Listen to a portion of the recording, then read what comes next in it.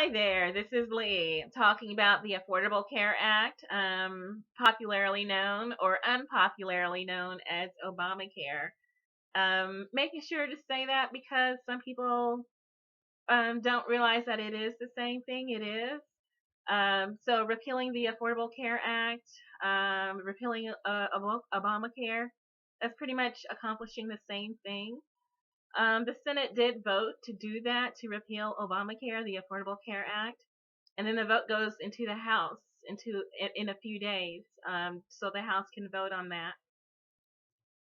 The only thing is, it does have to be replaced with something, and so far there's no indication of what that health care option will be replaced with. The question has come up to the Republican leaders in Congress who are leading the charge to repeal Obamacare, the Affordable Care Act, Mitch McConnell of the Senate, and then Paul Ryan of the House. Over and over, they have been asked what will replace this health care package, and they have not been able to say. They've had 6 years to think it over, to consult with some think tanks and some policy experts, and they still have not come up with anything. And that's their job, isn't it, to create legislation? And so we're in a place where they can destroy apparently one health care package, but it seems to be beyond them to actually create a health care package. And if these are our legislators, we should all be concerned about that. Their incapability or inability of how to create a healthcare option. And so it may be up to the electorate to force a decision or to force the creation of a healthcare option that works for the most amount of people. It's a disturbing thing to see this thirst to attack Obamacare and thereby Obama, the blind thirst to humiliate Barack Obama, even if it means that you hurt many people who otherwise will not have coverage if this healthcare option is repealed and there's nothing to replace it. The head of the Republican Party, which is not Mitch McConnell and is not Paul Ryan, but is Donald J. Trump, who is now the head of the Republican Party, the president elect. He said, repeal Obamacare and then replace. So half of that, it seems the Republican leaders are capable of doing, the repeal, but they cannot follow through. There's no follow through on replacing it with something. Do something.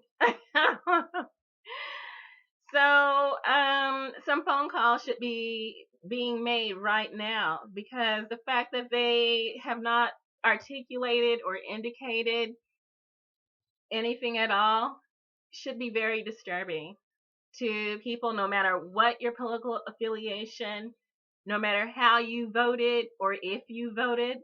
The fact that there is no clue of how to go forward should be disturbing to you. Enough to take action either in 2017 or 2018 to replace these congressmen who are confused. We'll say that, and that's the best I can say about that.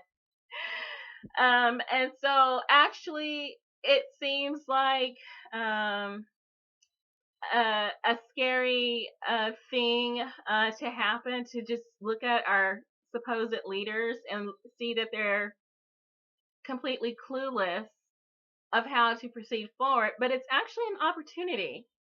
It's actually an opportunity that's been a long time in coming, because even the Democratic Party seems more focused on defending the Affordable Care Act, Obamacare as it stands, they want to keep the status quo. The Republican Party wants to repeal.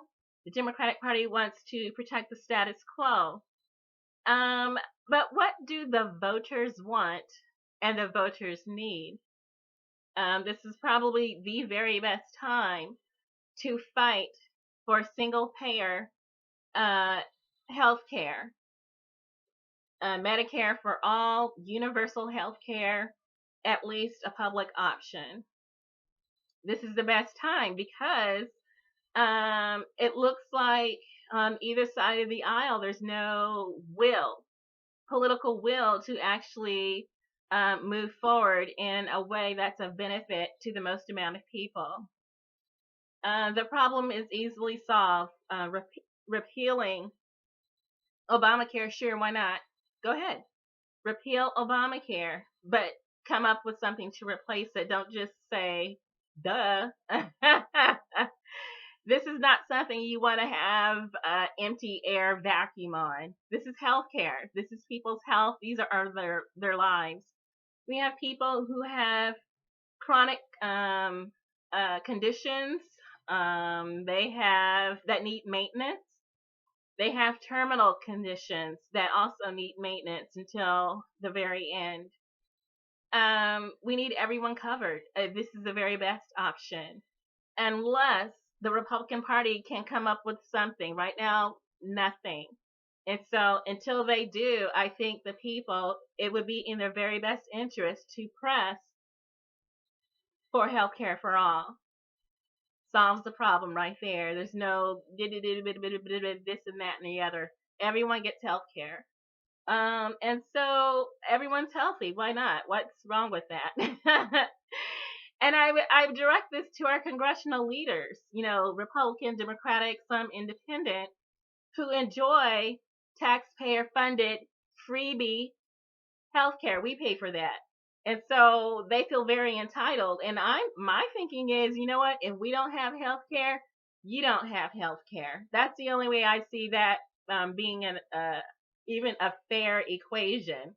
If we all don't have healthcare, then you all don't have health care, especially not taxpayer-funded freebie health care. Paul Ryan, Mitch McConnell, everybody on both sides of the aisle. Repeal? Sure, why not? Go ahead and repeal. But you need to replace it with something. Just empty silence? No. That's that's not an option. And you know what? It's kind of, indications are to me, we're not even halfway through January yet, but Paul Ryan is really kind of starting to resemble Hillary Clinton in terms of policy, will and political and emotional intelligence and the ability to read a room, the ability to lead. It's not looking good. I have concerns. Maybe somebody needs to get in his ear besides the insurance companies and kind of give him some advice. But again, if Paul Ryan has health care and we the taxpayers pay for his health care, then shouldn't we be entitled to health care too? There's really nothing wrong with that. We can actually afford it. We do have the money to pay for health care for all, so everyone is covered, rather than just the elite in Washington, D.C. So even if you are Republican and you really don't want anything that has the word Obama in it, just on principle, that doesn't matter. You still need something. Okay, you don't like that, then what? What? You need something. Fill in that empty space with something workable. Otherwise, we, the voters, we, the electorate, we who are sick and ill and infirm ourselves, or have elderly, senior, retired parents who are elderly, ill, and infirm, or we have children or relatives who need health care without any back and forth or interference from the insurance companies trying to capitalize on illness and death. So, single payer healthcare, I'm going to leave a link in the description, and people can read up and really figure out what that is, and get a clear idea, because I think there's been so much propaganda, the politicizing of the issue, that people just aren't thinking straight on this. Again, if our national leaders have health care, it's only it's a human right, that we should all be able to enjoy good health. Why is that even a political issue? Anyway, there's educational opportunities on this. You can read up online. There's a conference in New York to find out more about that. And the Republican Party, who seems to be dropping the ball already, out the gate, they're making very, very bad decisions.